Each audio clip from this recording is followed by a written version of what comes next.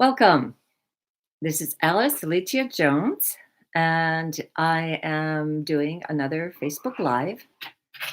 I have a lovely way to start today.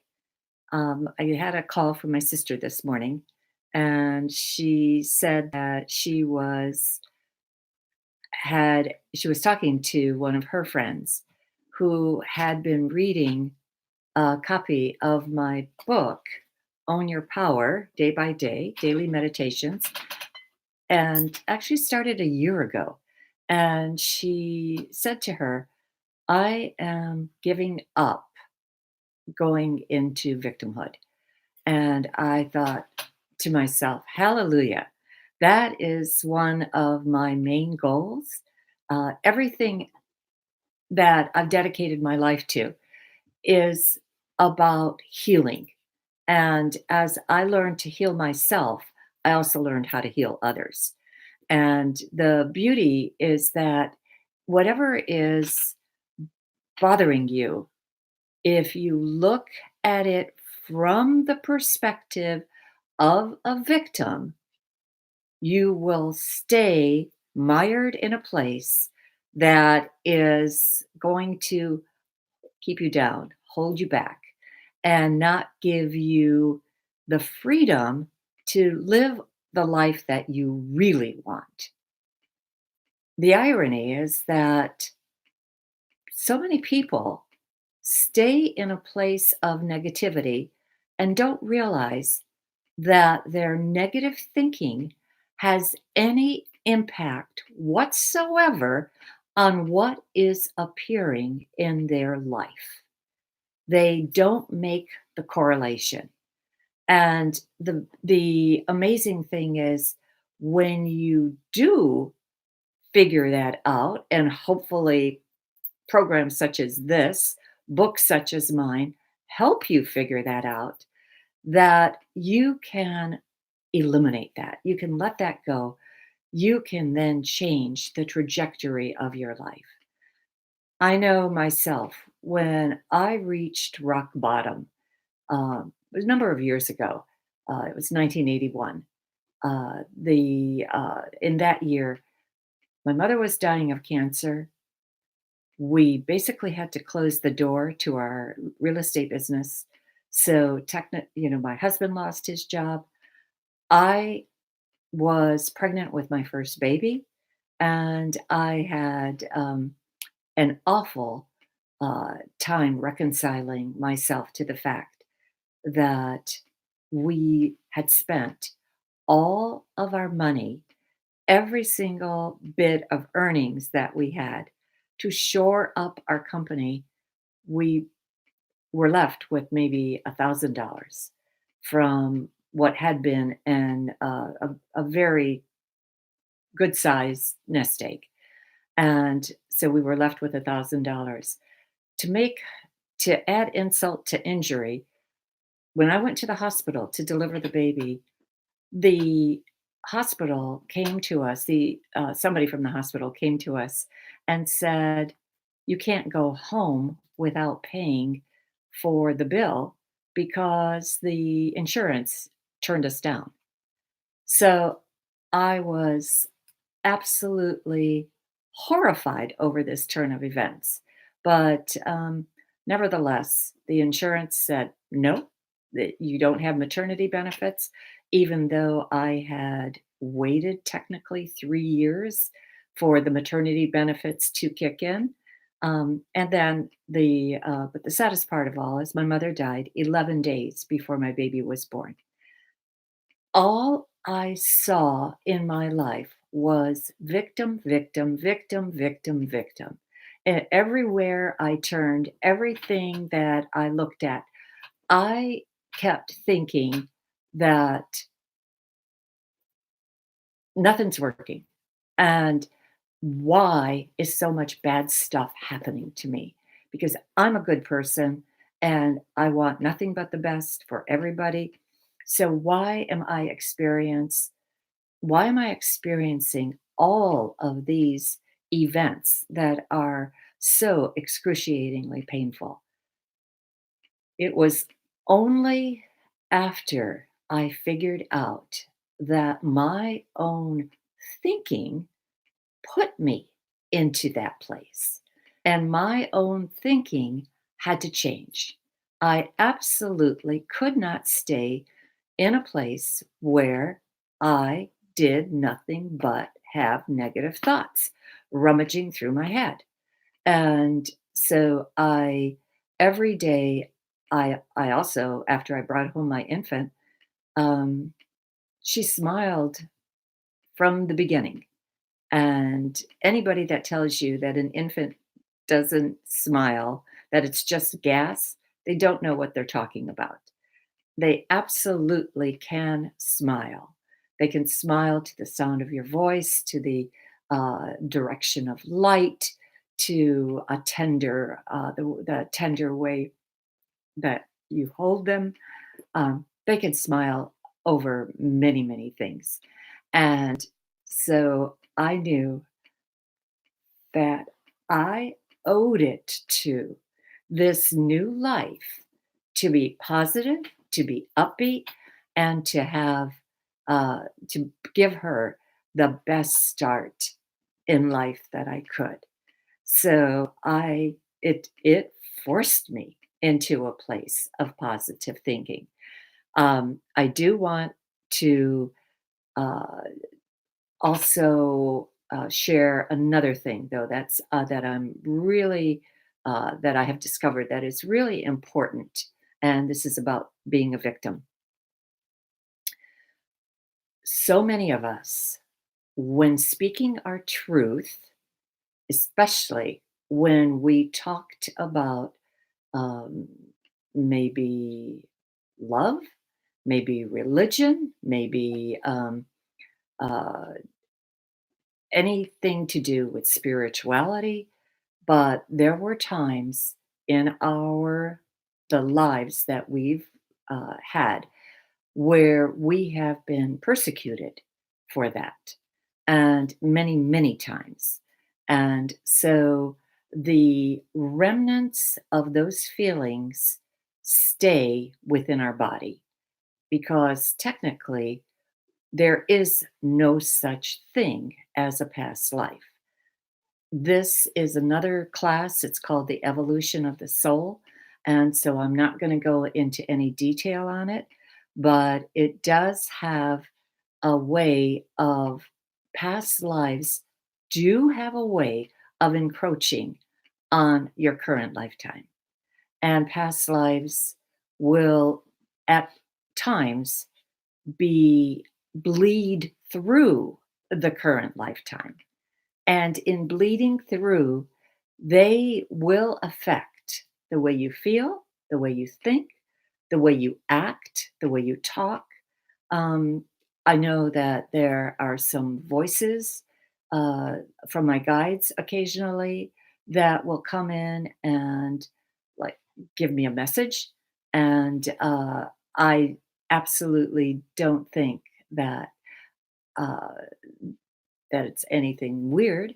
I just kind of acknowledge what has been said and recognize that the people in my past that have persecuted me in my past are now in my present life as not adversaries, but as friends, as colleagues, as helpmates, as participants in my lifetime that is uh, going in a totally different direction than I had ever expected it to go. But I do invite you to put in a request for a past life reading. I can offer just one past life reading for each anybody that does request it, and I'm more than happy to take any requests. So, otherwise, would just like to continue with with what I've been talking about. If you do want a past life reading, what I do need is your first and last name. And then if you want it in relationship with somebody else, I would need their first and last name. And if you just want it for yourself, then your first and last name is okay. This is public. This is Facebook Live, so it's not that I take your name and go off the air. I don't do that. So anything that you hear would be broadcast. Yes. I do thank you. Buzz Rising in YouTube was a reading. Okay. Let me ask him. So there is a request Yes. out there right now, and my assistant is going to hand it to me.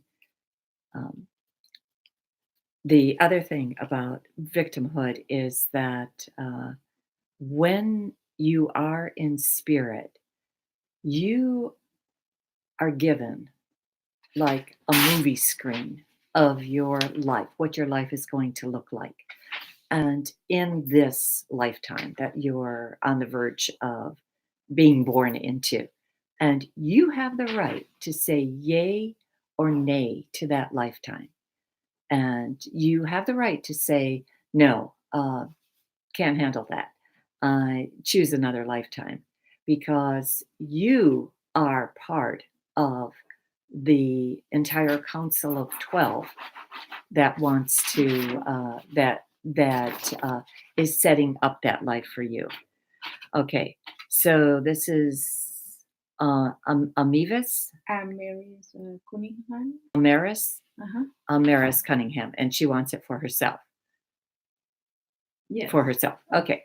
All right. Amaris, I'm just going to connect with you.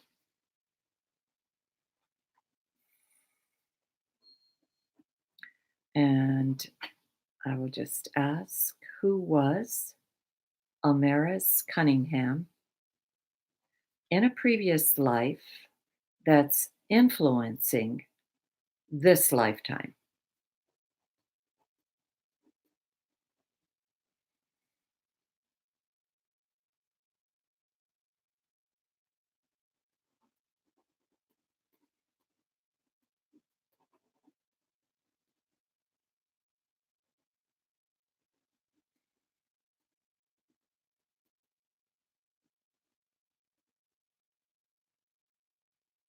Hmm.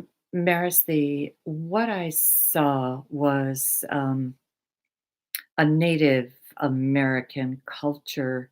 Well, it's Native American now because it felt like Alaska, and where you were mm, it was very white. It was very everything was frozen, so it could have been maybe 100 years ago, but it certainly wasn't in recent times where the ice is cracking and there are ice flows, where the planet is warming as badly as it is now.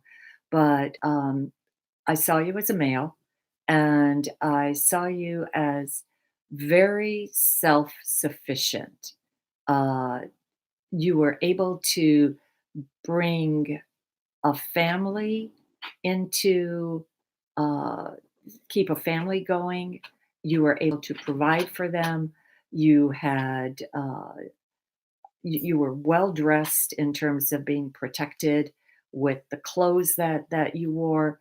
I felt that you lived a very humble life, but it was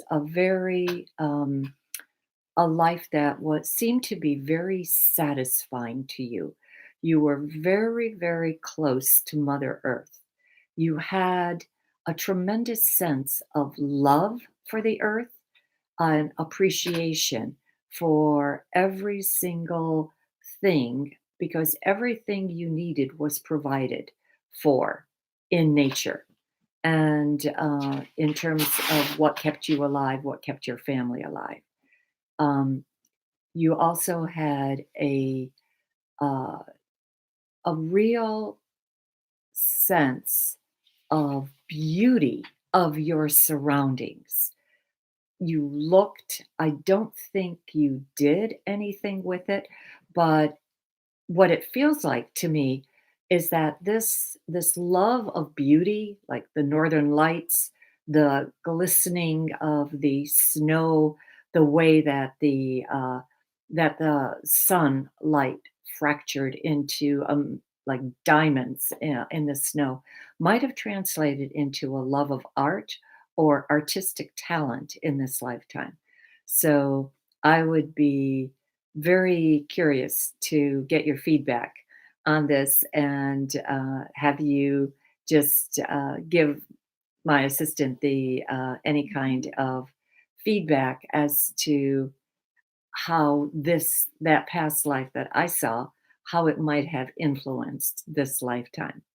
So I really appreciate that. It just felt like a very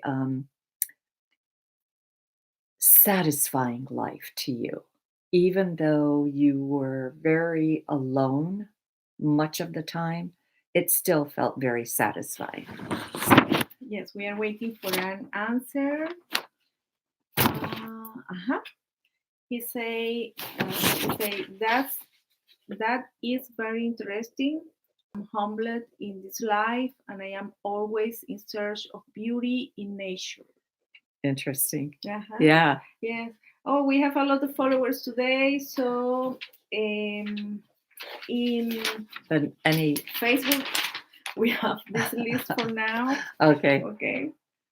All right. Let me see YouTube.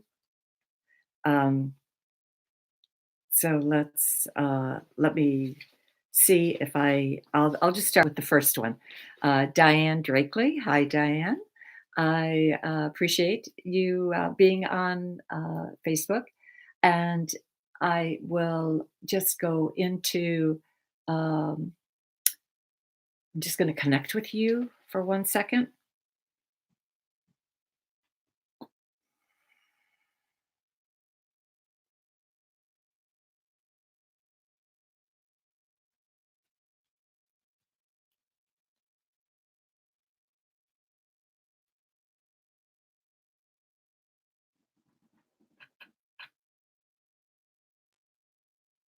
Hmm, this is interesting.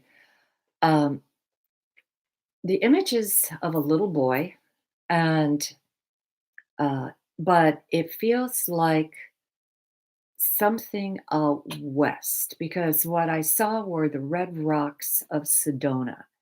It does feel like a Native American culture. Uh, all I'm getting is a snapshot of a little, maybe 8-year-old to 12-year-old, somewhere in that vicinity, just about the age that a young brave would be given the lessons that he needed to do his, follow the traditions of the family.